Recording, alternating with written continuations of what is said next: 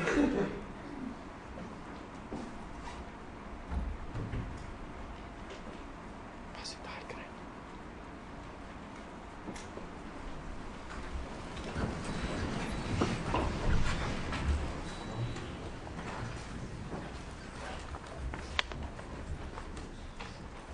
may take a seat in the meantime, sir.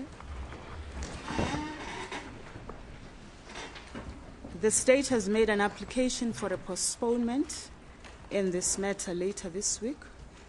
In brackets, I assume it's tomorrow, from tomorrow, Thursday, the 17th of April, 2014, close brackets, to 5 May 2014. The application is not opposed.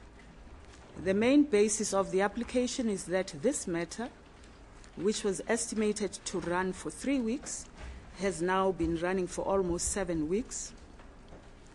The result is that it has now encroached on other matters on the roll, in particular, part-head matters in which Mrs. Johnson, junior counsel for the state, is involved.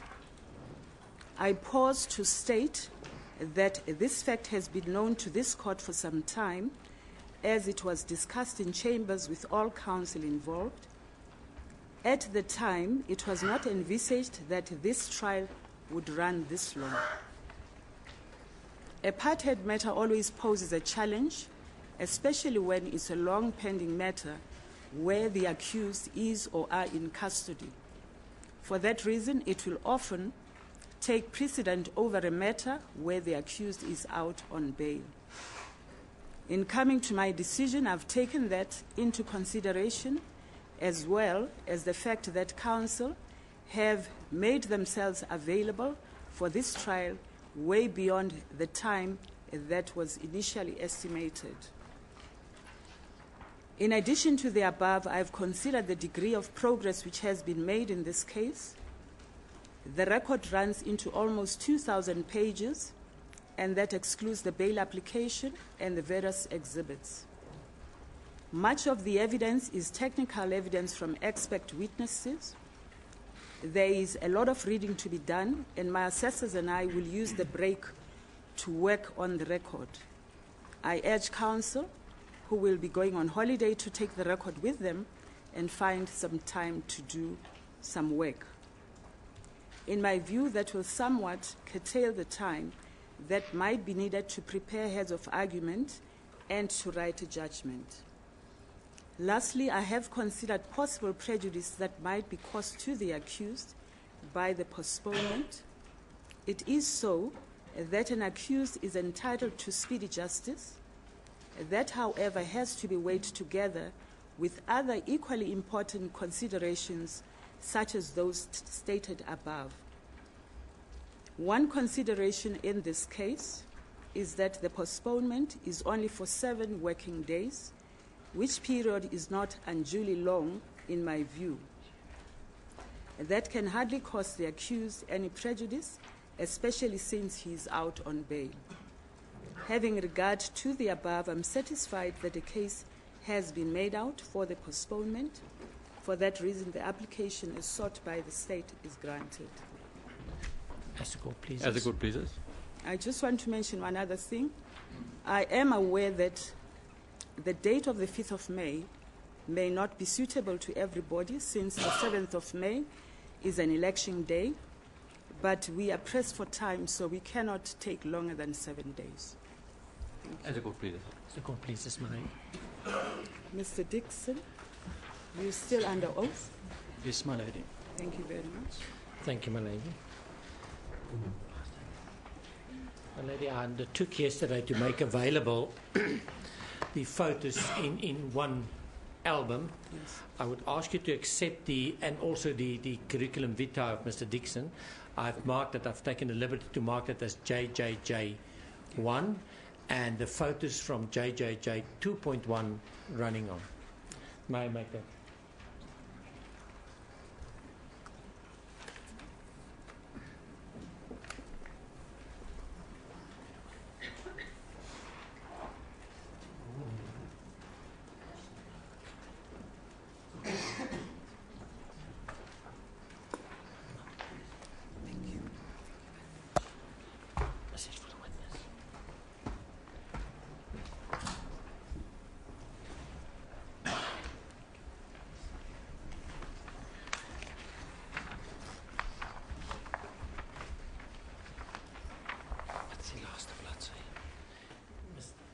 Dixon, if I then, you have in front of you triple J 2 marked from 2.1 onwards. If you go to the last page of that,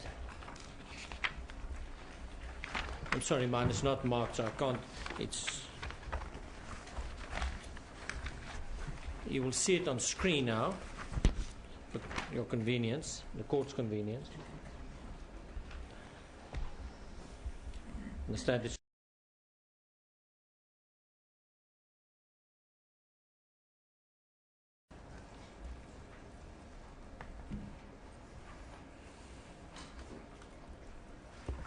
And my lady, it would be the last photo in triple J 2. Yes, I've got it. Can you explain what that is? My lady, I was asked to prepare a diagram just showing the heights of the various marks in relation to a possible ricochet. What I have done on the left-hand side, I have marked the heights of bullet holes B, C, and D on the door, just rounded off to a centimetre, so they range between 97 and 104 centimetres. Next, I have marked the heights of the ricochet marks E and F in the wall in the corner. The left one on the second picture image would be E, and the damage on the right, that would be F. That is so, my lady. Similarly, the bullet holes, as you see them in the door, the one on the left-hand side would be B, C, and then D on the right-hand side. And then what I have done, where on the diagram it says magazine rack, the two heights 62 centimetres and 76 centimetres, those reflect the position of the lower mark on the picture on the right-hand side. If the deceased had been seated on the magazine rack, the magazine rack, my lady, has got this horizontal side panels and the handle.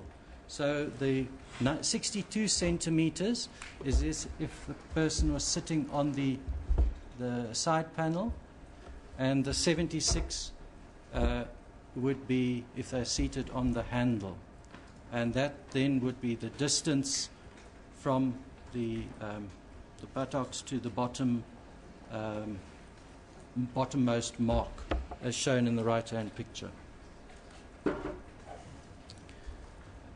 The reason I was asked, my lady, to do this is to show what approximate the bullet going through the door, hitting the wall, sideways on. If you look at that picture in the middle, my lady, the left-hand bullet mark E on the wall has a sort of a horizontal long axis mark. So stop, what does that mean? It means the bullet might have been oriented against the wall like that when it hit. Something like that. It wasn't head on. And did you find any traces there at E? You can see on the stonework, you can see metal on the wall. When I examined it, I used a portable X-ray fluorescence spectrometer, and I picked up that there was, in addition to the elements that you would expect in the stone itself, I picked up the presence of copper and lead. What does the presence of copper mean in the context of this? The bullet has a jacket, my lady, and a core. The core is made of lead, and the jacket is copper, or a copper alloy with zinc in it. And if the bullet had still had the jacket on around the core, that would have hit the wall. So the bullet, in whatever state it was, still contained a jacket around it. It had sufficient weight that the energy of the bullet and the weight could actually damage the stone. And the impression the bullet made as it was hitting the wall caused the transfer of the metal onto the stonework. That's trace evidence. So that bullet was reasonably intact when it hit the wall. Now, hitting it at E, what would happen to the energy of it? The act of one object hitting another object, there's a transfer of energy. That transfer of energy will often lead the object with the most energy often then will give, if there is not a direct elastic rebound, then damage is caused to the target that the object hits, because something has to give. Sometimes, my lady, if you drop a stone in water, there's energy reflected there, and then water comes up in a rebound action. Energy is dissipated by being transferred to other media, and then the stone can drop. It's not going at the speed which it hit the surface, it slows down as it sinks. And it's a similar thing here. You're going from air. In the case of a bullet, it's reasonably high velocity and comes to a stop when it hits a solid object. Now, if the bullet is, or whatever object it is, if the projectile is directly on, then your force would be transferred directly into it. That would be when you get the most energy transfer. Now, if it was a solid steel plate and you have a lead bullet, obviously the lead is softer than the steel plate, and the lead might even make a sphere. If it is a tennis ball that hits that hard object, the tennis ball would use energy and rebound. Okay? So what we're seeing here is the projectile, in this case the bullet, with a jacket, or portions of the jacket still on, hit that wall with sufficient energy. But sideways. At an orientation which wasn't head on, which to what evidence I could see, it was reasonably sideways, yes, my lady. And it hit with sufficient energy to crush the stone. But because it was a glancing blow, there was not sufficient energy to cause the damage seen in F, which is the next point to the right-hand side. So that it then moved from E to F. That's the interpretation of the ballistic experts. And that's what I would expect to see with just, a projectile traveling and bouncing off. If you look at the point F in the photograph, you will see that there is a sort of a white pulverized area in the middle, and then you have cracks leading off from that point in different directions, to the bottom left, to the top right, to the top left, and so on. So there's a point of impact, and the force has been in different directions. And because it's hitting the tile head on, that's my interpretation. That's not F. That's F. It's hitting the tile point on. The energy goes in, and also the cavity made this pressure, and that is why the stone tiles have broken. They've been dislodged sideways.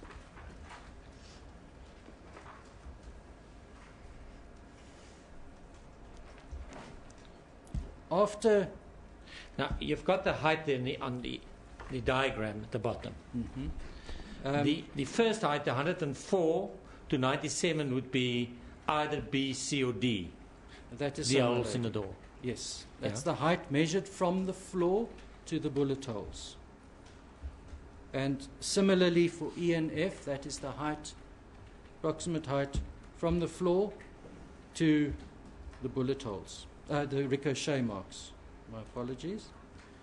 Okay, what I did then... What would be the energy of the bullet now? It's hit E and it ricocheted to F. What is the position then with that bullet?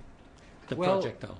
Every time an object contacts another object, it's traveling. it will transfer some energy, so its speed will be reduced. The amount of energy will be reduced. Okay? So if this projectile, it's the same one that hit E and F and also went through the door at either B, C, or D, each time it interacts with a target, it is losing energy. So in this case, by the time it reached F, it would have hit, that would be the minimum third target that it's interacting. So it is losing a lot of energy. From the damage to the stone, I can see when it went from E to F, it still had sufficient energy because it was a glancing blow. It had sufficient energy to impact on that stone tile and shatter it to some degree. Because it's going more directly on and not as a glancing blow, I would expect a large amount of energy transfer. However, it's not possible to measure that, but we know that it drops off. Also, the heights are dropping off. I have not put in here the various angles, my lady. I just measured the height so you can see the bullet. Wherever it's hitting in its path, it's going down slightly. As the ballistics testimony has shown, the bullet had a downwards trajectory. Not very great, but each position was lower. The entrance hole in the door and the exit hole in the door was a slightly lower angle and so on. And one can see that done there. So, from F, my lady, the question is, where did that projectile go from F? If it had lost all its energy, you'd expect it to drop to the floor. If it had lots of energy still, taking into account that is the third impact it's made, then you would expect that it could ricochet in a direction. From the shape of the stones, whatever, I won't venture an opinion as to exactly what angle it would go, up, down, sideways. I would expect that it would in some ways go backwards, because it's going forwards, it's arrested. That impact, the same as with a tennis ball on a flat surface, it would bounce backwards. However, the structure of the material might be such that there was a breakage plane or a growth plane in the rock, a joint, which could have affected the projectile. If that was the case, then it doesn't necessarily have to go right back. It could come out at an angle. That, because of the nature of the stone, that's not predictable. However, if that was the case, and that projectile then went sideways, that's to the right of that, towards, in order to hit the back of the deceased, it would still have to have quite a bit of energy to travel in that trajectory. You can see at 62 centimeters, the person would be sitting on the lower part of the rack, 76 the higher part. 76 centimeters would then be the position of the lowermost contusion or abrasion there. The problem that comes in here, my lady, is that you have two, in my interpretation, three on the spinal processes, one above the other. And Professor Simon said it was a forceful abrasion. The skin was slightly abraded or scraped. I cannot see how a projectile like that, if it managed to come down and strike the bottom one, how it can suddenly change direction against a soft surface and go upwards. And also, this projectile, after hitting the wall in two places, and the jagged edges, it's breaking up. from the force, the impact, one would expect to have jagged edges. And if there's a irregular jagged edges scraping against the skin, I would expect to see things like tears and so on. These are very irregular, regular shapes. They show no signs of tearing or puncturing due to a rough or jagged object. This is a smooth surface that hit the skin. We know if we look at page 503 of Professor Simon's evidence, he says this is typically the kind of injury that is sustained as a result of anything that has a blunt contact surface with the skin. It could have been a blunt object, edge of a chair. It could be anything of that nature. It could even have been a missile. So he's on the blunt object. I'm going to ask Mr. Kruger to go to with a photo.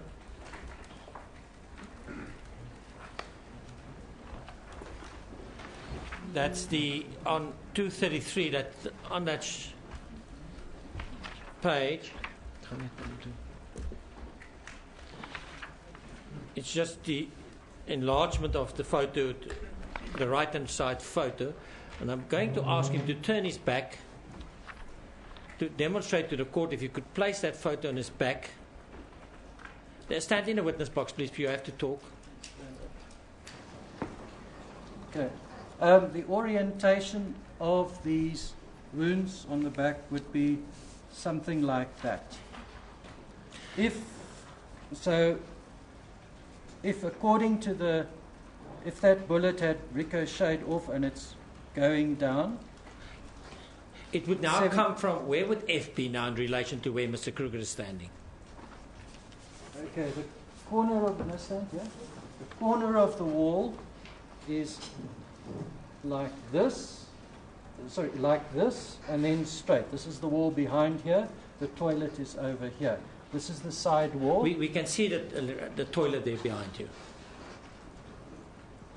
The corner over there, that wall, the bullets went B, C, or D. One of those hit this short wall going in. F would be on the long wall at the back. But we see it's close to the corner if you can just look at the photo. It's close to the corner as shown in the photograph in the Can you middle. demonstrate to the court by going into the toilet more or less where F would be? By taking the photo with. It seems to be about 2, 3, 4 centimeters from the corner.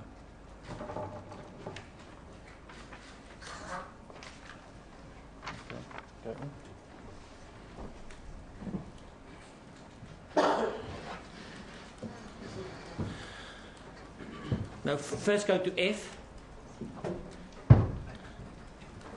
F, my lady, would be approximately on this wall here. Can you hear it? Yeah. E would come from that direction and on the inside. Can you just repeat it on the microphone? E is on the short piece of wall at right angles to the door. F is about the same distance on the wall, which is now parallel to the toilet door, at approximately the same height. Now, if you may ask Mr. Kruger to come back, that you're closer to the microphone and do it as if he's standing, if he's there, just to show on his back what the angle must be and how it must change in order to cause the damage. So there, the buttocks, the wounds are approximately 30 centimeters, the lower part, and then they go upwards. And where would the projectile of the projectile would be coming from the right as you stand, from the right of Mr. Kruger? This direction here. That's from the right to the left. As I'm looking at the wall, it would go from the left to the right. Yes, I understand, but Mr. Kruger's back now. Oh. Taking that as the direction. It would come from his right-hand side as he's looking forward. to his left-hand side on his back. But the problem is the bullet would then have to suddenly go upwards, Change direction. and hit the tips of the spinal processes, as described by Professor Simon. That is where the bone of the spine is closer to the skin, in between its thicker tissue. So the blunt object that the back hit against was stopped by the spinal processes. That is why you have the contusion or abrasion of the skin. No. So for a bullet to travel like that and go up like that, as I said yesterday, I can't conceive of a scenario where that would If happen. you look at the injury, just at the bottom one, would it be consistent with the bullet coming from the side, or is it one going up? My lady, if you have a look at that bottom one and you have it in a vertical orientation, the skin here, there's these, that sort of, it looks like horizontal bits of white fluff or whatever. That's a braided skin which has been scraped. It's horizontal. So what If- does that mean? Well, it's been scraped upwards. It's a scraping action. If that was a irregular, jagged object, the scraping would not be even. I would expect to see little points or tears or jags or And something. If the projectile was coming from the right, we know it was from F, in which direction would the wound be? And The wound would be horizontal rather than vertical. from right to left. Yeah, that direction, yes.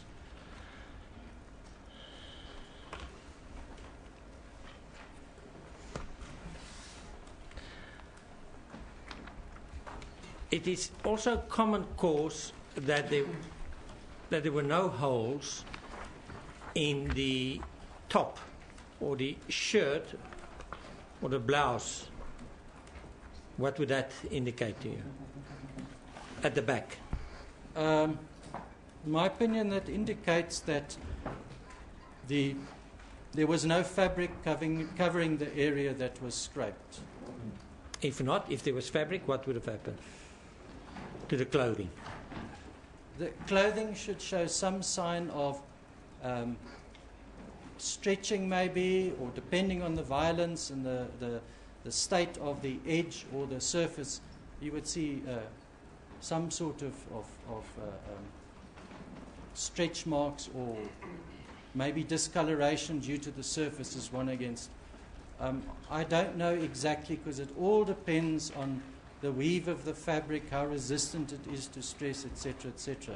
In my opinion, if the deceased was wearing a top that came down and she fell down, that would have been lifted as she dragged over. We know there are a number of photos in the State's album with the shirt lifted.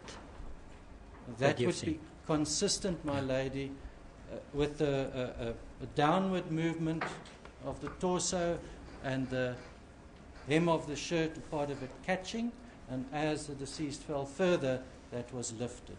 So the object against which the deceased fell does not have the shirt between it and the skin, but above.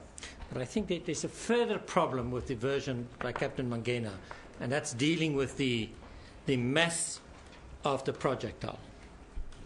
Could you deal with that? Yes, my lady. As I said yesterday, sometimes numbers are not my best friend, so I will refer to my notes. Said yes, according to Professor Simon's evidence, bullet A was retained in the abdomen. There was no exit wound. So then we have 3 bullets left. The bullet that went into the wound on the arm, which is 4.3, 4.4, the wound numbers according to Professor Simon's report, that would have fragmented in the bone, and there were bits and pieces in the front. The body then, the chest was in the path of the bullet and stopped anything going further back. Some was found, the big pieces were found on the shirt and some on the floor. There were no pieces of significance which could go backwards. So that excludes the second projectile. Then there was the projectile which hit the head, that is wound 4.1, 4.2, that's entrance and exit. The largest remaining piece of that projectile, my lady, was recovered from inside the skull, and that weighed 93.6 grains. The piece of... What is the mass of a black talon? The mass of a black talon, the bullet itself, is approximately, it's stated as 127 grains, but obviously in manufacturing process it can vary slightly if you weigh them. There's a slight variation, but 127 because obviously you have to get the same results from a batch of bullets. So we are looking there at, if a piece came out of the exit wound 4.2 and it was part of that bullet, it would have to be about 33, 34 grains. Now, the fragment of bullet core recovered from the toilet bowl, which in my opinion was the fourth bullet, that weighed 65.9 grains. If you add the mainly jacket recovered from the head at 93.6, and you add that to the core in the toilet bowl, which was 65.9, gives you a total of 159.5 grains, which is way in excess of 127. That means that it cannot be from the two pieces cannot be from the same original bullet. That's two separate bullets. Is there not an added difficulty with the trajectory of that bullet to bring it in line with the injuries on the back?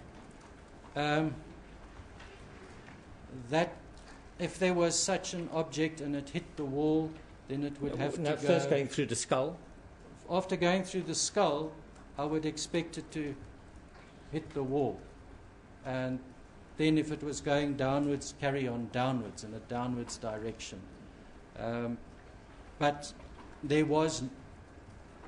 It would have been small, and it's not conceivable. It's common cause there's no damage at that part of the bathroom. So that's so, my lady. There's nothing on the wall. Yeah. There's maybe I think at point G there's a greyish smudge which could be a piece of bullet. If that was a small piece of core, because the piece J, the jacket that was retained in the skull, mainly jacket, if it had a small piece of core in, and it was the piece that exited and hit the wall there at G, and it was lead, it could have left a smudge. All I'm saying is that the piece in the toilet bowl and the piece in the skull combined have a mass which is too great to come from the same bullet. There are no other little pieces of bullet that were measured in the vicinity. It's mainly jacket that could cause the effects if it had been a bullet ricochet that caused the injury to the back.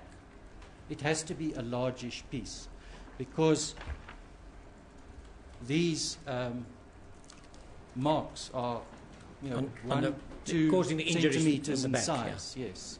So if you have an object and it moves across, it has to be of a size commensurate with the width at which it travelled. So if it went horizontally, it would have to be quite wide, and if it went vertically, it would still have to be quite wide, and that would weigh a lot.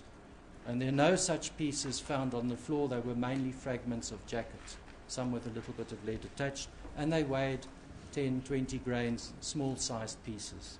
So there's a fourth projectile left. The fourth projectile is the one that hit the wall at E and F, and in my opinion, the impact with the wall there caused the jacket to be broken off, and the core itself, because the bullet most probably didn't open up as it does in tissue, and make petals, as a black talon is designed to do, it would, just the shock, the force, the jacket would have been broken off, and a large part of the lead in the core would be retained, and that would have bounced back. With the energy it had left, it would have just bounced back and fallen in the toilet. If you look at the location of the toilet in that specific, of the toilet bowl in the specific toilet, where would that be in relation with F? My lady, I will just point to F in the toilet bowl. You can't see it from there. F, and directly in line with me is the toilet bowl. So if something hit the wall there and bounced back, it could fall into the toilet. It's on that direction. Can it go from F to the back of the deceased by changing direction from downwards to upwards and then go up and back into the toilet? My lady, not in the world that I live in. I won't say it's improbable, I'll say it's impossible. Logically, it cannot happen.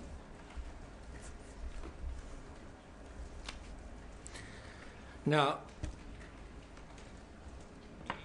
you dealt with markings yesterday and patterns, and you specifically dealt with the pattern or the spread caused by secondary missiles, and we call them wood splinters in this case.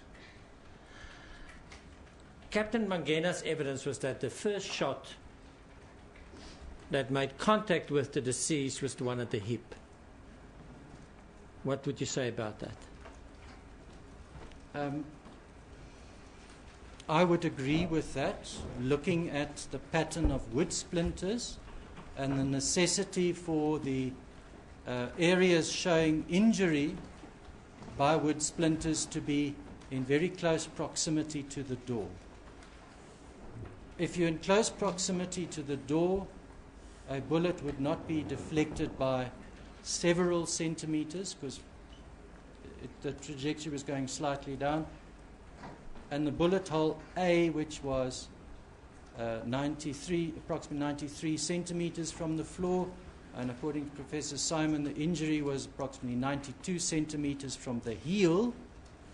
That is consistent. What would have been the body position of the deceased in relation to the toilet door? Let me explain to you. It was put in cross-examination of Mr. Pistorius that she was standing in front of the door, my impression, facing the door, and facing then a person that's standing outside the bathroom. If you look at that wound specifically. The testimony already given in court is that the angle, the trajectory of the bullet was at an angle to the door.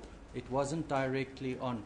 If I am facing the door directly on like that, and according to the post-mortem reports, it wasn't noticed that the entrance angle it wasn't stated that it went into the left or right, but the shape of the wound was not it was eccentric and not concentric. It wasn't round, it was elongated. So the bullet was coming at an angle through the door. So for a bullet to come, if I was standing in front of a door and a bullet came straight at me through the door, I would expect a round concentric wound if I'm right next to it. If it came at an angle, I would expect the wound to look different because the bullet comes in at an angle. So what do you say the position must have been? Or the approximate position?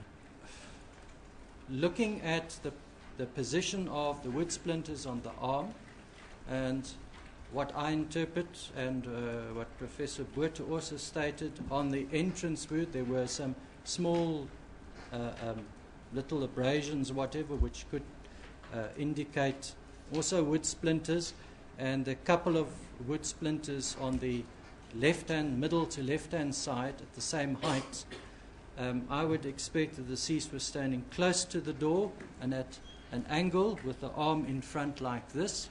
The bullet would have gone underneath the arm, the wood splinter patterns against the arm here, a bullet going in at the hip with some wood splinters there, and also the wood splinters on here, because it's a sort of a up into that quadrant, you could get some passing underneath the arm as well and hitting the thing.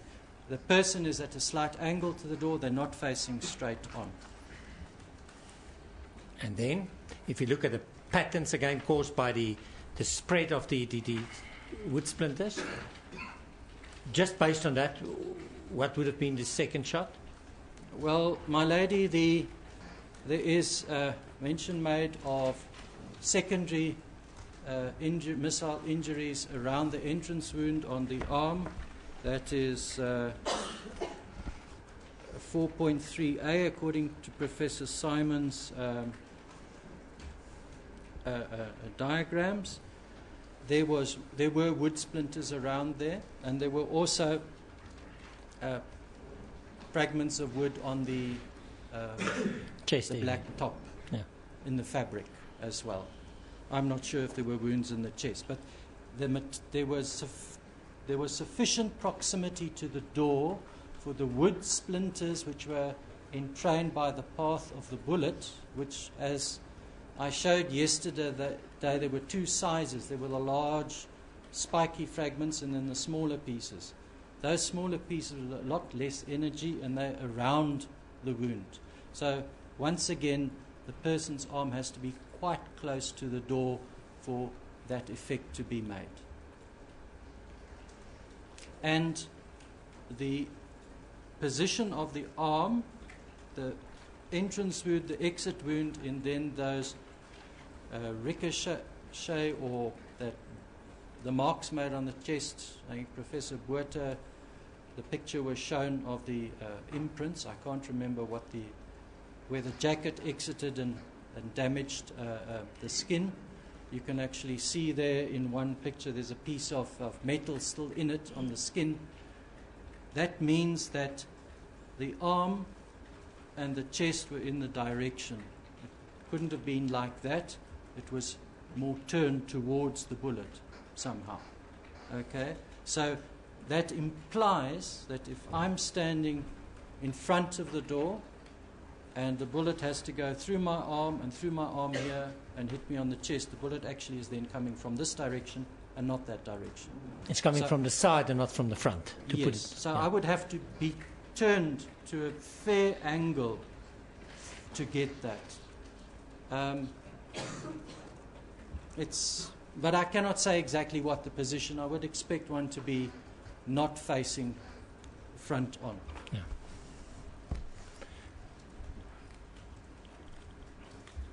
And then, if you look at the other patterns, the wounds there, could you see any spread that would be consistent with proximity to the door? I didn't see in my examinations of evidence, and I didn't see in the other experts' testimony that there was any wood splinters associated with the injury on the left hand, which would be injury 4.6 according to Professor Simon, or that any wood particles or splinters were found associated with the wound 4.1 on the head. That says to me that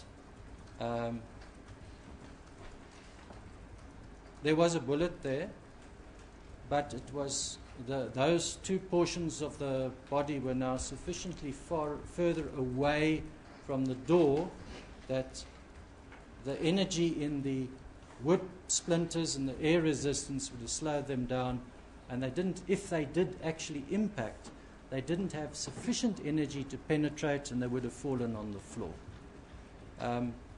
If you look at photos of the toilet, you will see on the door there's many wood splinters caused by the breaking of the bat. The wood splinters caused by the bullet would be quite small. There's nothing like that. So I would say that the closest, the body was closest to the door with the hip wound, consistent with bullet hole A, approximately the same distance from the door when the arm was hit, and then falling backwards would explain why there is no splinters in the hand or the head. So one is looking at, if I can interpret that, standing, arm forward towards the door handle or on the door handle. First bullet, according to Professor Simon, it would have caused almost instantaneous instability because the pelvis was shattered, and it would be an incapacitating blow, and the deceased would not be capable of voluntary movement. So you're basically just suddenly falling. And as you fall, because you're now unstable, you've only got the left leg, the right leg is no longer load-bearing. Your body is unstable, it would twist. My opinion, the force of bullets hitting would also add to energy to push backwards. As I said earlier, when two things interact, something's got to give. In this case, the bullet is coming in with a lot of energy, and it's not stopped for the unyielding surface, so that surface gives in. So as one is then falling, basically just collapsing, you're turning. It could be that I know when I get a blow or injury or a fright, you contract.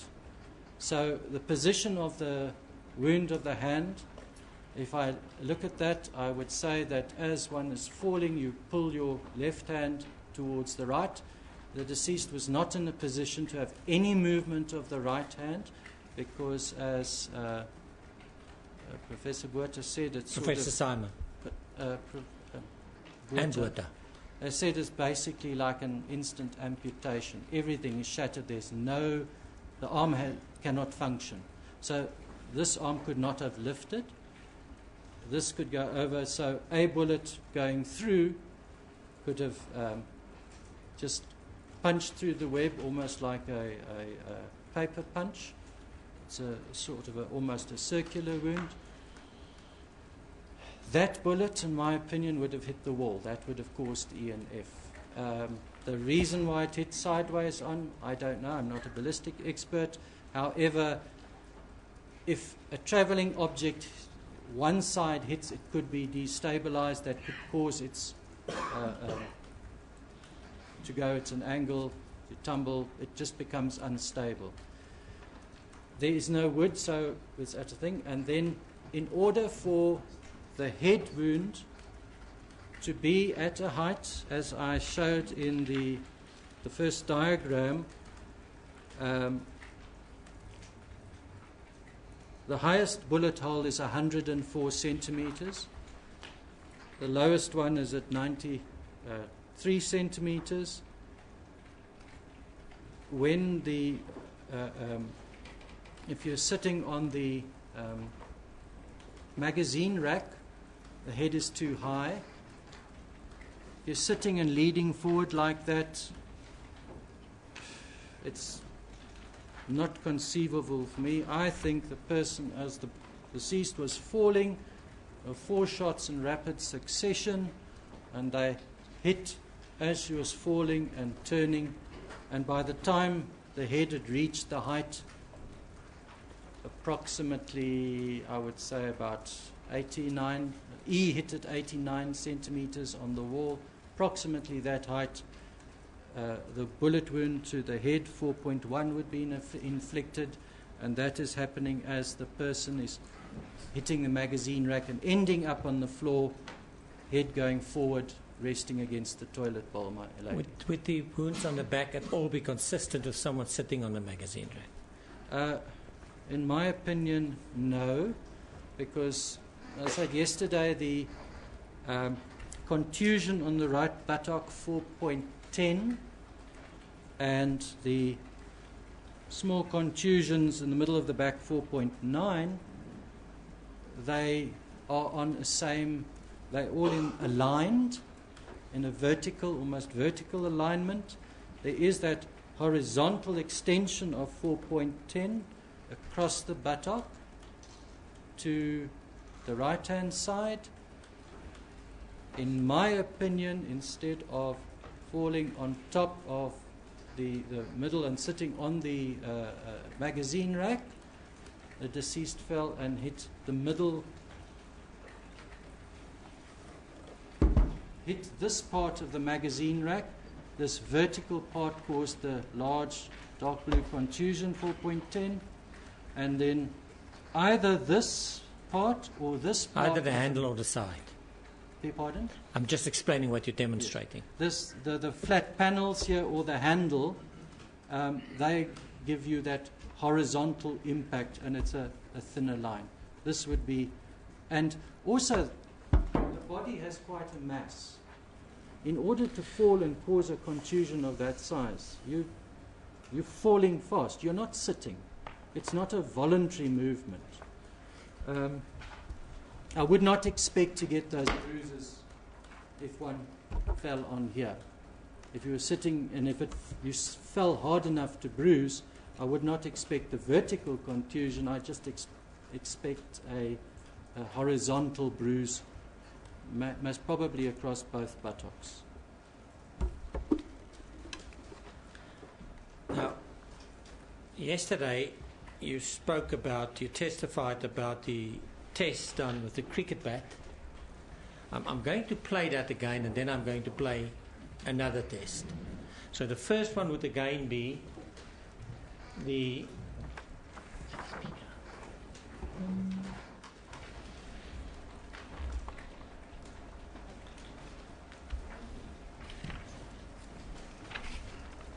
and I specifically isolated them from the gunshots, first to get an idea, because you don't hear them simultaneously. First to give an idea what you would hear when you hear the cricket bat banging. I'm going to play at 60 meters, we just connect this. And that is when you hit the cricket bat against the door.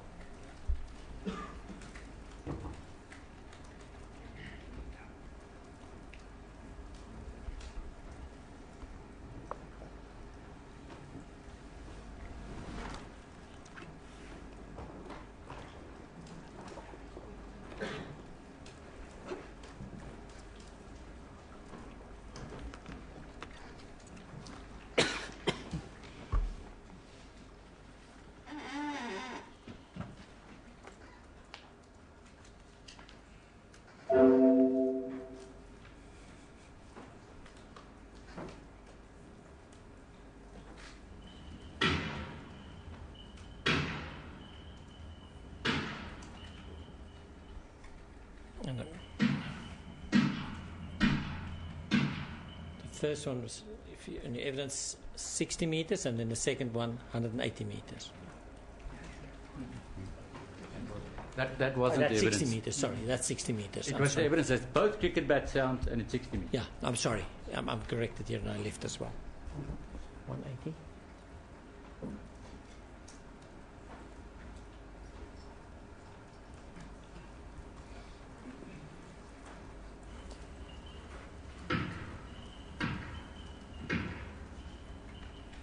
That was the 180, I'm sorry, my lady.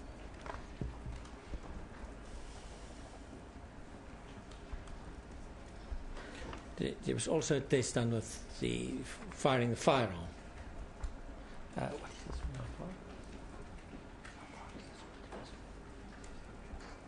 This is at 60 meters.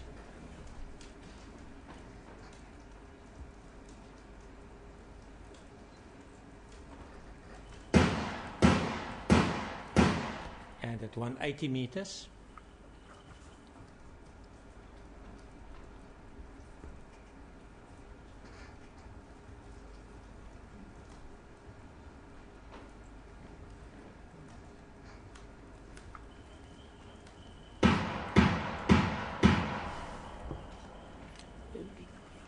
Would that accord with the test that you attended? My lady, the first ones were the cricket bat at 60 and 180, and the second ones were the gunshots at 60 and 80, yes. Thank you, my 60 and lady. I have no 180. further questions. Thank you, Mr. Hu. Yes, Mr. Nel. May it please the court, my lady, I will start and carry on, and then I'll ask the court's indulgence as we haven't received anything. We received photograph this morning, and I will go through why we haven't received reports with the witness, as the court pleases. Mr. Dixon, you qualified as a geologist. Am I right? My first degree was in chemistry and geology. And geology, you obtained a master's in geology. Yes, I did, my lady. And currently, where are you employed currently? At present, I'm employed at the University of Pretoria in the Department of Geology, And in what section? at the Stoneman Laboratory in the Department of Geology. You're in charge of the laboratory. Yes, that is so, my And lady. what do they do in the laboratory? We analyze soils and materials, all sorts of things, by X-ray diffraction, X-ray fluorescence, electron microprobe, and so on, to get the composition as well as the elemental composition of various materials. And we do this for the whole university and external clients. So it's not geological materials alone. It could be any type of crystalline material, from experiments, soils, all sorts of things. I see that you're currently not affiliated to any forensic body. That is so, my lady. Now,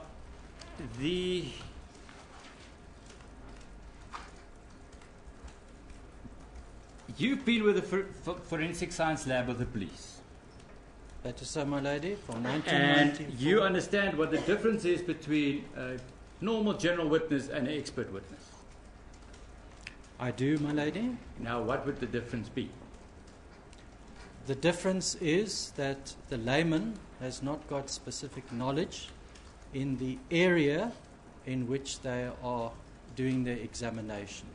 And an expert would be somebody who has got experience in applying their training to the matter at hand. If the training can be applicable, then you can do it. If not, you either get more training or you send it to the person who is suitably qualified. And what would that allow an expert witness to do in court? An expert witness is defined on the basis of their expertise, skill, and experience. So it's not only brought about by, shall we say, tertiary study, but also training that you receive in the course of your career, and also experience which is obtained in examining cases.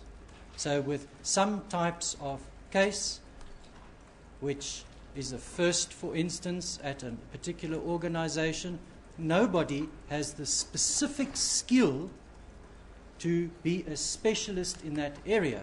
So what is then required of an expert is to say, yes, I have sufficient basic fundamental knowledge on properties and processes applicable to this area. I can go and do research into, say it's plastic or glass or whatever, to gain additional knowledge, and then applying that using sound scientific principles, I can come to a conclusion. But then you also agree with me, you'll have to show the court what you did in getting to a conclusion. You cannot come to court and say, I did this. You'll have to take the court through the processes and explain what you did. Am I right? My lady, if it is requested, that is an essential part of an expert witness's case. Not only when it's requested, isn't that just essential? Not only when requested, an expert witness will have to take the court through the process that he followed in reaching a conclusion. Because the final arbiter is the court. You agree with that? I agree with that, my lady. So, The final arbiter is the court. and you have to take the court through the process that you follow so that the court can understand that. Am I right? My lady, what I've testified on now was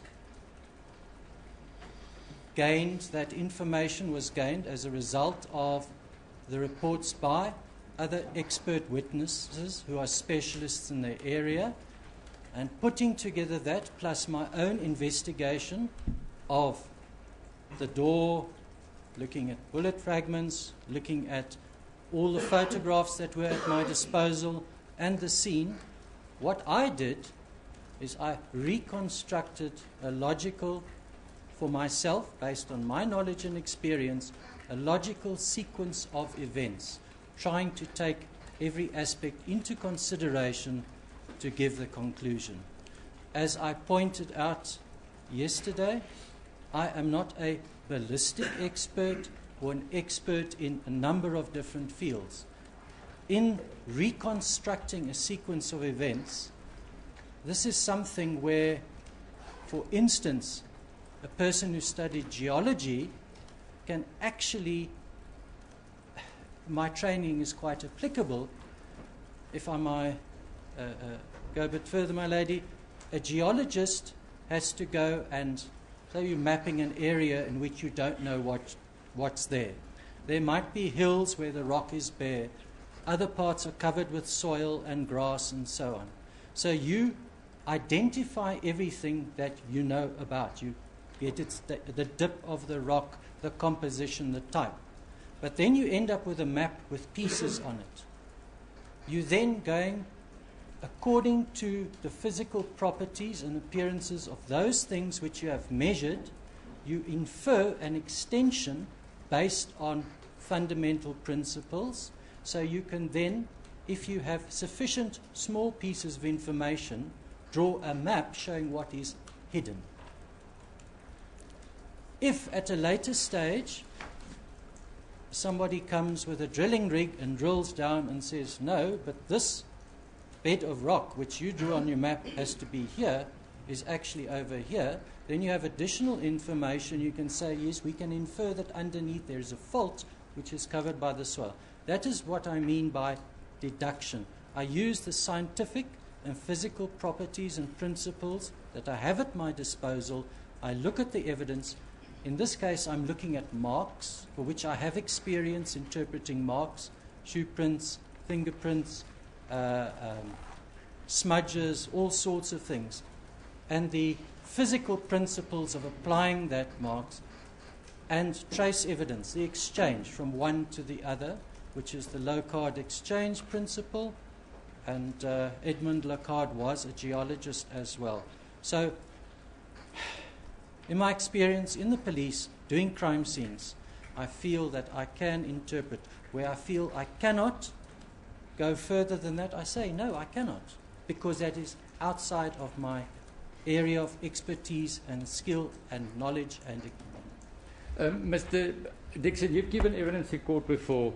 You've now given us a long explanation, answering what question of mine? What question did you answer now?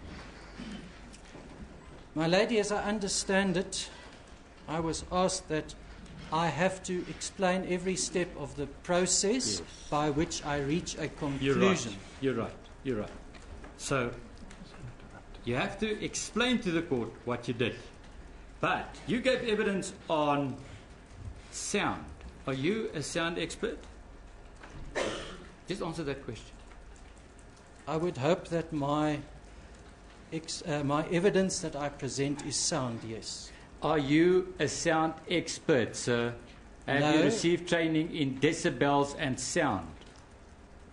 My lady, the test that I undertook where I wielded the cricket bat was purely to determine whether the sound made by the bat striking the door could in any way be confused with the sound made by a gun being fired. Do you need to be expert to do that?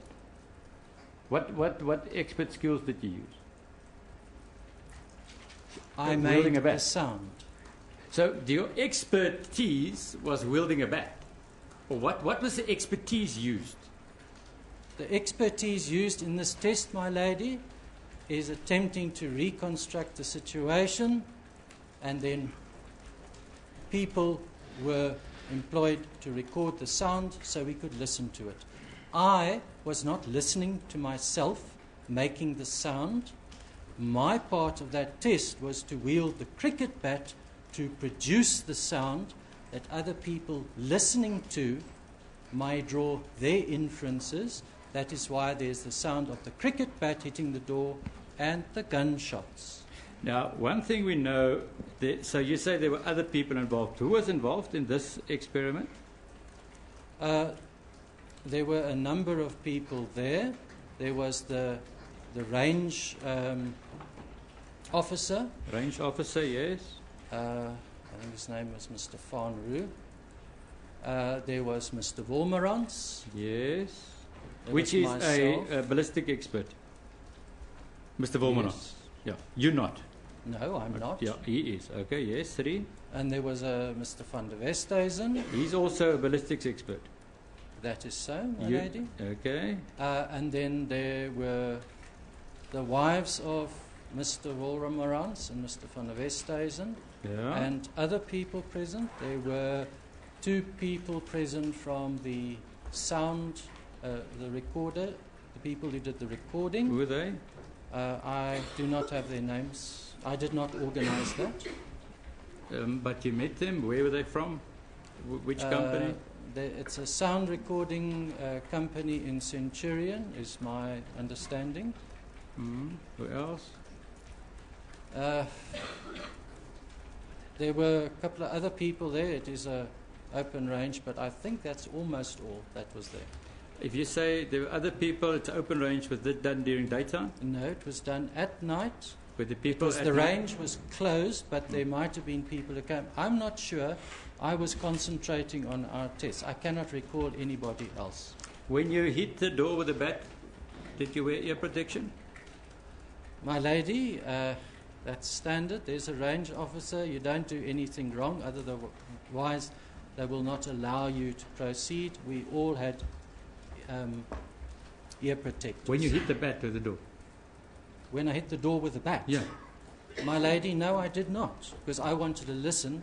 I know what the sound of a gunshot at close range is. It's a very loud crack, and it can damage the ears. A cricket bat hitting an object doesn't generate that very loud crack at close range. Your ears weren't ringing after you hit the door with the bat? I did notice that there was an echoing. Echoing. Ah. Now, we will get back. I'm just going to run through it quickly, and then we stand down. Your analysis of visibility in the dark, did that require any expert skill? My lady, the instruments I used there were my eyes. It's what is visible. I'm not measuring light levels, because to translate a light level so many lux into what you can see depends on so many things.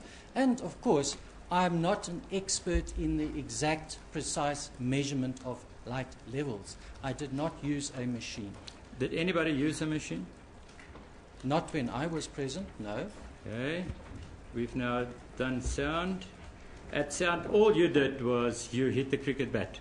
You hit a door with a bat. That is so, my lady. And with your visibility in the dark test, you just used your own eyes. I used my eyes, my lady. Then, with the fibers, did you do any analysis of the fibers? I looked at the fibers under a microscope, and I noted that the similarity, the fibers, what I'd seen on the door, I had fibers on the base of the prosthesis and the white sock. The only ones I looked in the microscope were those on the foot of the prosthesis. I closely examined the fibers on the door and looked in the sock. I did not go further, my lady, to determine exactly what type of material the fibers were made of, because in my opinion at the time, I had excluded other alternative possibilities.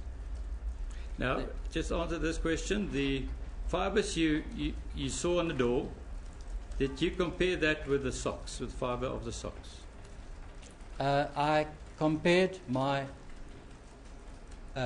physical observation of the fibers that were trapped in the varnish on the door, my lady, with an examination of the fibers which were stuck on the underneath of the right sole prosthesis. I did not examine the socks. I did not have them.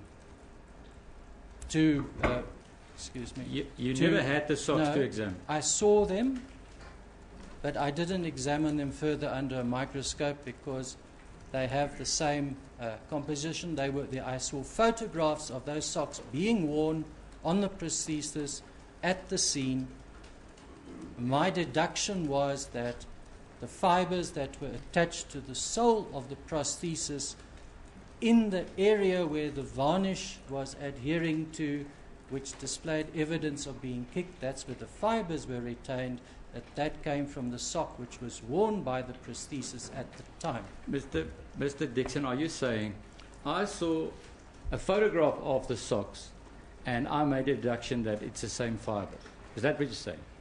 I made the deduction that the fibers on the door and the fibers on the sole of the prosthesis both originated from the white sock which was worn on the prosthesis of the night of the incident. Did you ever had those socks in your hands?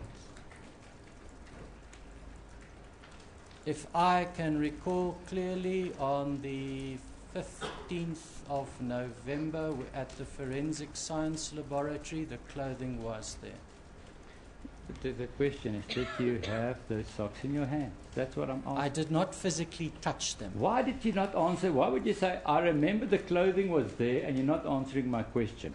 As an expert, it makes me concerned.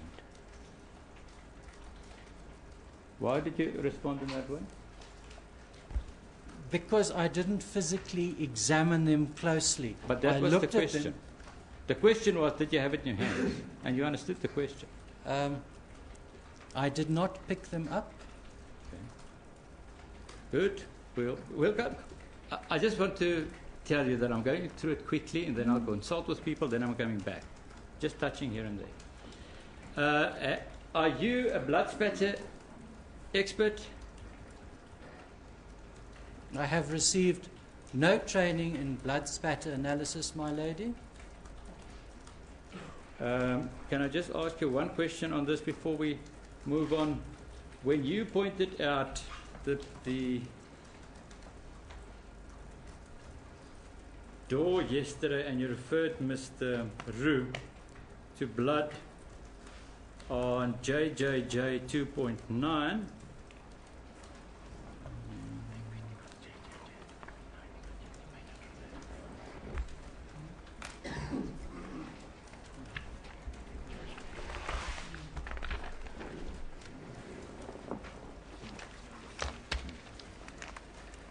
what was your inference that you drew from that particular drop of blood, or blood on that panel one can see there? Oh, my inference was just the panel was broken. There's blood on one side and not on the other. So the two pieces were not in contact when the blood was put onto the one. Did you not yesterday indicate that this panel fell on blood, and that's what you see from that blood? My lady, I'm looking at image 2977, JJJ 2.9. Is that the correct one? Yes. Was your evidence not yesterday, sir, that your deduction from that is that particular panel fell on blood? It came into contact with blood, my lady. I hear what you're saying now. I'm asking you about yesterday. That your deduction yesterday was that it fell on blood. Is it not today?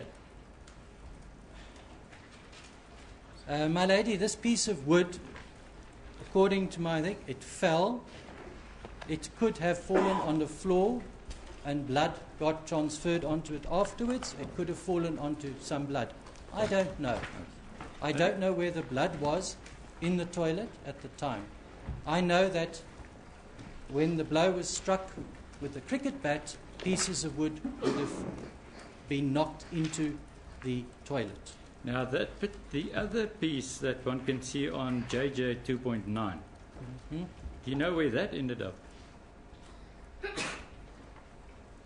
No, I do not, my lady. Not at all.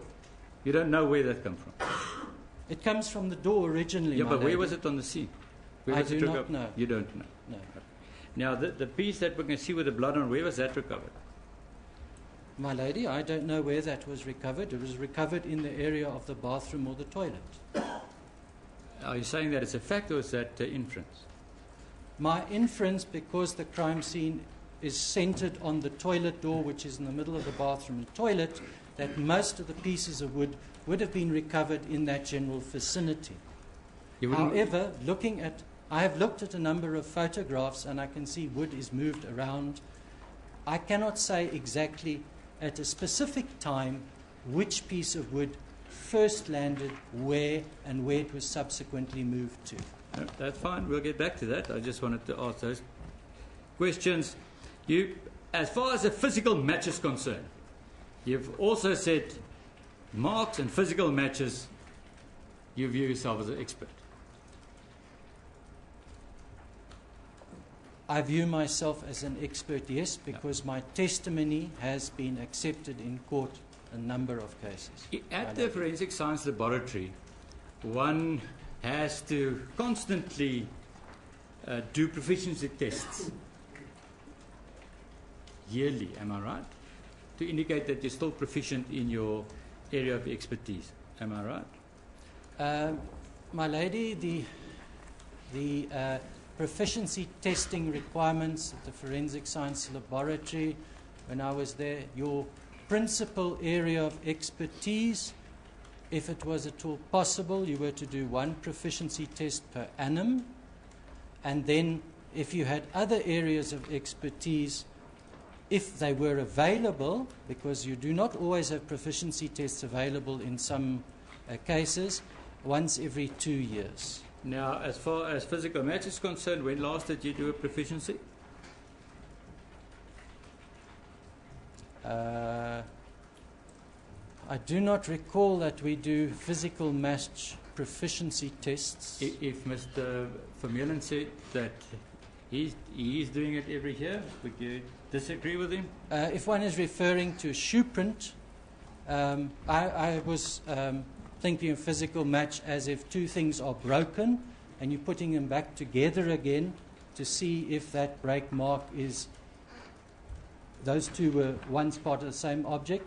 By shoe prints and sole markings and that is a form of physical match. That is the case. Yes, I have done a number of those. But when did you do it last, your proficiency?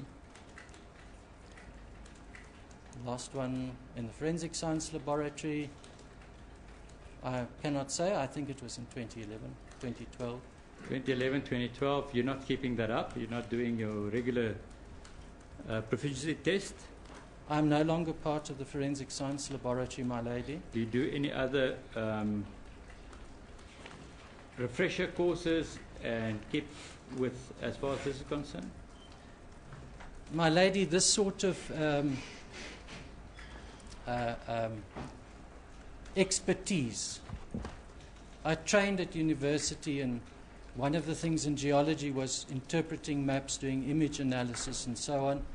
I did a whole year in making maps, interpreting photographs in cartography. If you're doing trace evidence work, part of a trace transferring to one to other is to form an image or a mark. The principles are plain physical principles. There is no course that I've ever been on which has ever trained me in how to do a physical match. It is something, it's a procedure that you apply because it depends on materials, whether you having a physical match caused by breakage, separation of a single object into two or more, for instance, the reconstruction of a window pane, or something like that, or in a motor accident where a headlamp is broken, there's a piece left at the crime scene and the rest is found in the car. That's a physical match. The other types of physical match is when you transfer a print. Okay, that print then does not have the same amount of information in it than the original had. But if there are sufficient characteristics in that print, then you can conclude that this makes a match to a certain degree with the original object, Good. such as a shoe. Now, yesterday you said the marks were caused by a cricket bat. Am I right? And that is true, my lady. You did not match the cricket bat to the marks, the one that we've handed in as an exhibit. My lady, I did not strike the door with the exhibit, no. No, that's not the question. Why do you respond in that fashion, Mr. Dixon? I used a cricket bat, which is similar in size and shape. Did I ask you if you hit the bat? Did I ask you if you hit the door? If I used the cricket bat, that was my understanding, my to lady. do the physical match. If I can explain, the shape of the abrasion on the door, the reason why we did tests is because in the action of striking with the cricket bat, it is not a single process that is immediately stopped, such as if you break a window, it breaks and the process doesn't continue, or if you walk with a shoe on a surface and you leave a shoe print. It's a once-off event. With the striking of the cricket bat is in movement, so it has a shape. So the shape, when it hits at a point, and as you move, it will move over. So depending on the angle of the bat and the shape of the surface that it's hitting, you will get an impression which would look like the area that's impacted. Any small detail, for instance, if the bat had a scratch or a hole in it, and you hit it and it came to a sudden stop, it didn't move, you might expect that there's a possibility of seeing that impression. But if the bat is in movement, it would be smeared. So the only thing I would expect to get from that is an external shape. Now, we said that when we started, we said, did you ever match that particular bat to the door, the marks on the door? The answer to that is, after your long answer, no. My lady, I said I did not strike the door with that cricket bat. I used another one. However, I did physically hold the exhibit and hold it close to the marks on the bat to see the orientation, to determine myself what the orientation and whether the shape, the imprints left on the door and the angle of the bat was consistent. When? I did that on the 15th of November at the Forensic Science Laboratory in the conference room. You see, one thing I forgot, let me just go back. In reaching your conclusions, did you consult with Dr. Perumal? I did not consult with Dr. Perumal. Did you see his report? I did see his report. You read his report? I did so, my lady. And that assisted you in reaching your conclusions? Dr. Perumal's report was very similar to Dr. Simon's report. He didn't testify, did not regard it. There's nothing there that is additional to me, and I found Professor Simon's report of more use. Did you discard the report of Professor Perumal, or? My lady, I'm given materials to consult. I don't discard, I have them there. But some information, when I am putting together a sequence of events and whatever, I can quote numerous people if I have numerous objects. If I take one that gives me all I need, or the majority of I need, there's no need to go further. It's the same conclusion reached on the same material, same event. Then I'm going back. Have you drafted the report? My lady, I don't say which report. Have you drafted the report for your evidence, or any part of your evidence? My lady, in the course of examining the materials and informing counsel, yes, I have to write, but I never wrote a report which was from A to Z on everything. Okay. There is a question asked on a specific event, and Let us go I through wrote that. reports I'm on interested those. in that. Let us see. So you wrote reports, more than one, and you handed it to council. Am I right? over the course of the past year, my lady. Let yes. us please identify the report you wrote. Number one, what did you write?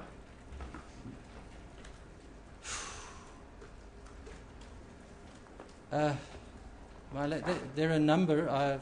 Please. They're on my computer at home. No. I wrote reports on. Yes, come. Tell us. My lady, what I can remember, I wrote reports on the observations made outside, as I testified on at night, of the light in the door. I did a Please, let us just take it slowly. We're all making notes. You wrote observations about the lights outside, and that was one short report. We took photographs with the lights on, lights off, as I testified. Okay, wait. Yesterday. I'm going to take you slowly through this, Mr. Dixon. Slowly. We took photographs. Who took photographs? I physically held a camera, and I took photographs in the presence of Mr. Wolmerans, who was with me. Yes. And took photographs of the aspect of the house which showed the windows of the bathroom and toilet of 286 Silverwoods. Okay. Now, apart from Mr. Wolmerans being present, Maybe I can maybe help Mr. Nell if he wants the report, and it will save him time. We just go through the photos. But I'm very happy to give him. We've consolidated in one report, and I'll give it, and he can read it between. There's nothing strange in it. I'm very happy to give it to you. I will gladly receive them and read them at when I have enough time and prepare. I am going to go through what I have. I have a report here that's drafted on the 5th of April 2014. The sequence of events that occurred in the bathroom relating to the damage to and marks on the toilet door. Is that the report you wrote? It is one of the reports that I wrote, my lady. Then there's photographs in it. I'm going to go through it. My lady, may I just say something? This has been an ongoing case since last year until now. I have written reports with time. They have been updated and modified as new information came to light. So those reports, I'm not testifying on the content of those reports. I'm testifying on what is asked me in court, because some of that information has subsequently changed because more information comes to light. You think further. It's an ongoing process.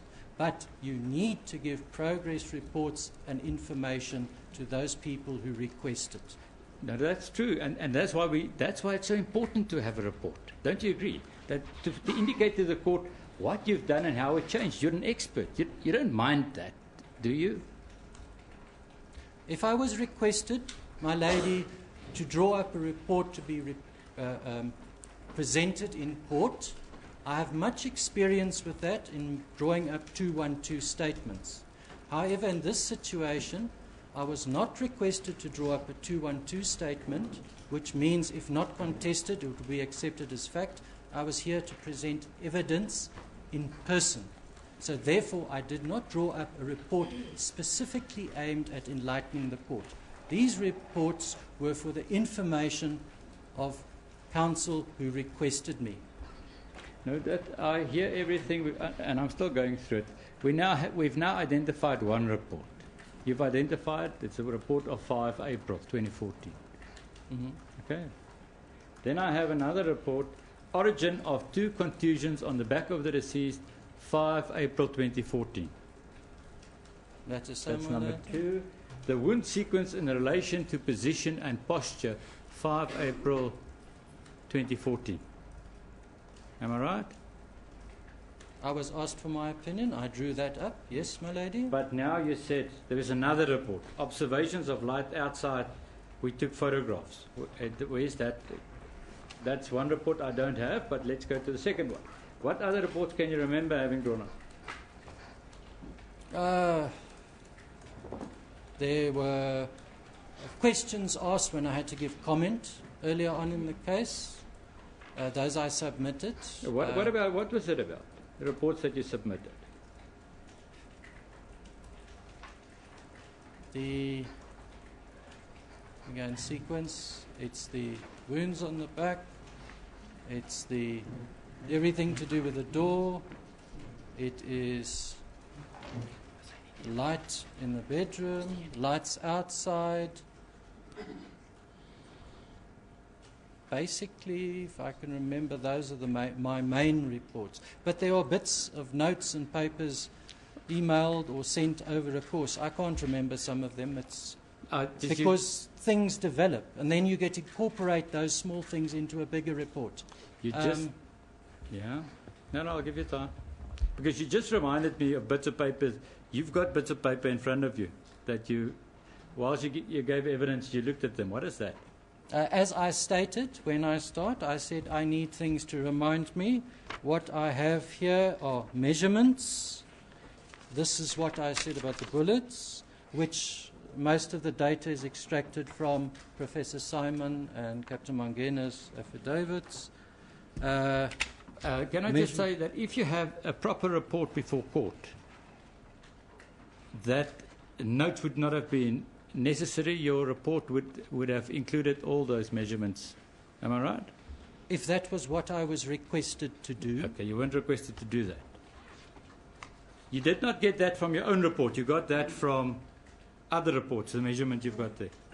The materials and information made available to me. Yes, my lady. If I may continue, I was asked what papers I had. I have here copies of Professor Simon's diagrams. I can't read what it is, but it's Annexure A60 and B61, Professor Simon's report.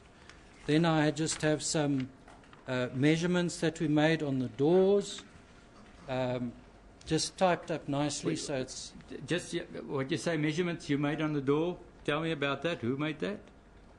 The document you have in your hands. Yes, the document I made. Yeah, who made that? I measured, and when the door was reconstructed at the house on, I think that was then the 8th of November, when the police brought the door and we reconstructed, made plenty of measurements of the positions of the holes and so on. But did you ever include that in a report? You were now at the scene where the scene was reconstructed. Did you furnish counsel with a report on that reconstruction? At the time, myself and Mr. Wolmerans were working there and measuring. One person making measurements is very difficult. With the two of us, we were working together, and I assisted by making the measurements. He had a back problem. Shortly thereafter, he went in for surgery. We worked together because my brief was to do certain things. His brief is to do other things. They overlap in a large way. It is a small space with a limited number of activities that took place. Yes, we were a team. No, you see, you answering team. I didn't ask anything about a team, but you anticipated a question. Why did you reply now? And it's important. You anticipated a question. Why did you reply about a team if I asked you nothing about a team? Anticipation implies thinking ahead and the consequences of that question. Indeed. And you're right. That's what I do. That is my business as a scientist. Why did you anticipate a question about a team?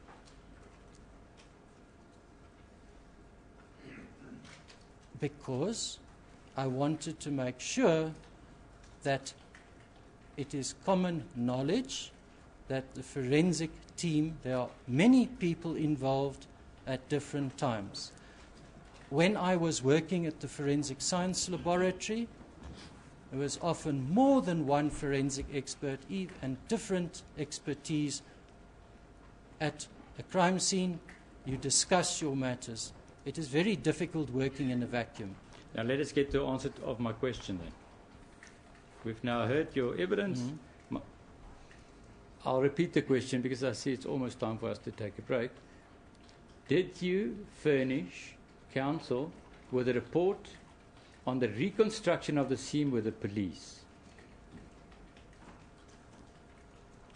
There's no specific report which refers to exactly that event. I assisted Mr. Vormerans in his ballistic report by making all these measurements and recording them. So Mr. Vormerans furnished the report, do you know that?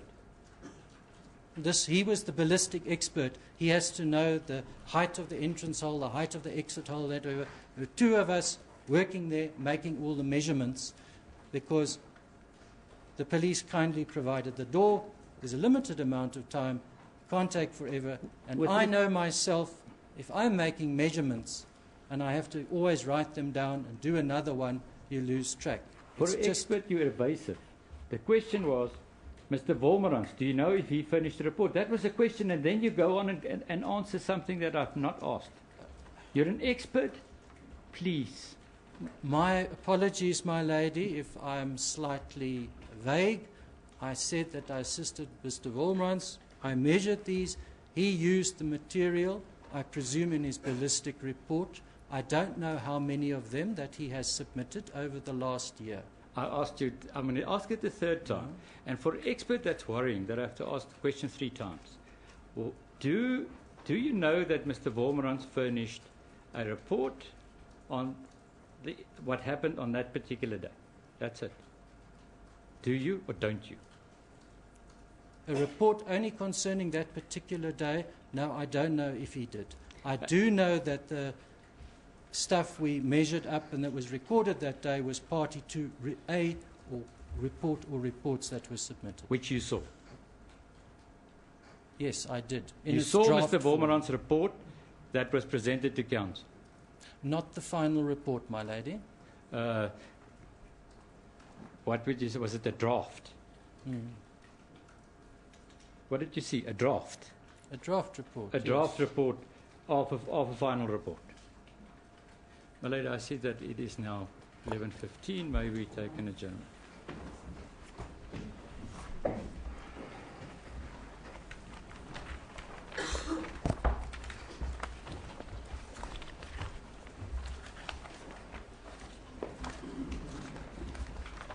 We'll take our tea adjournment.